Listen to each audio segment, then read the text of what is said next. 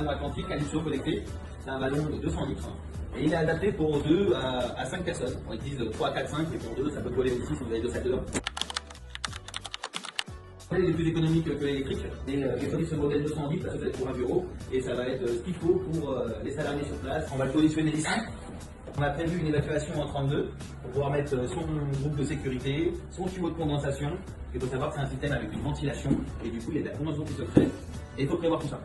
Ça, c'est une pièce non chauffée, mais tempérée. Donc on va commencer à l'ouverture du ballon.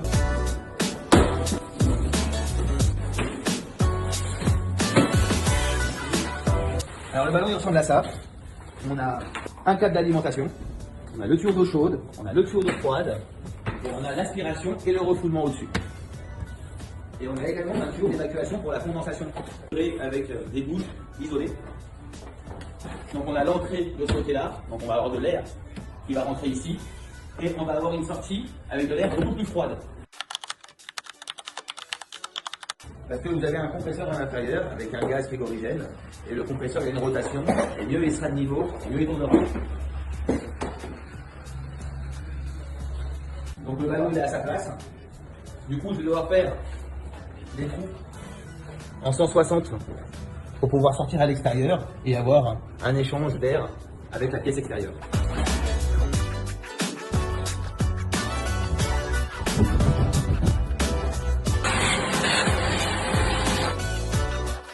Le ballon il est livré avec des riselants pour bien isoler le tuyau qui ne n'était pas une fois mis en place.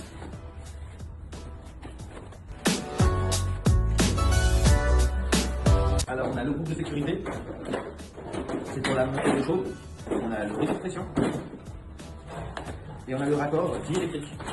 Une fois que c'est mis en place, on va ramener l'eau chaude, l'eau froide pour alimenter notre ballon avec un groupe de sécurité, un réseau de pression.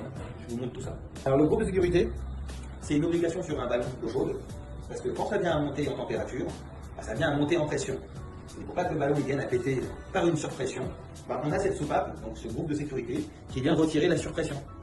Et on vient installer également un siphon à celui-là pour évacuer la surpression. Alors la pose du ballon est terminée. Donc on peut voir qu'on a raccordé l'eau froide à un groupe de sécurité et du groupe de sécurité sur une nourrice. Il faut savoir qu'en amont, on a installé le réducteur de pression qui est sur le général. Là on a le tuyau d'eau chaude, on a le tuyau d'évacuation des condensations. Le ballon est en train de se remplir, on va pas tarder à le mettre en marche. Alors maintenant que le ballon il est complètement rempli, on va l'alimenter et on va lui faire sa mise en service. Hop.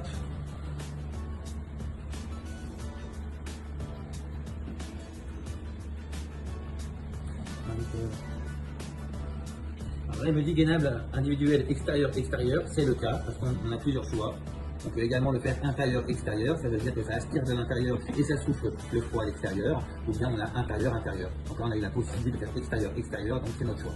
Nous on a moins de 4 mètres parce qu'on est sur un dos à dos.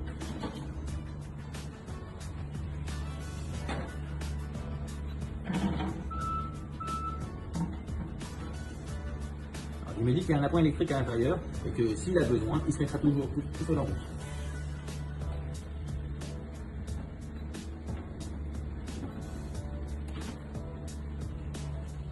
Le système est en chauffe. Et voilà, actuellement mon ballon il est à 34,9 degrés. Donc il est bien en train de chauffer.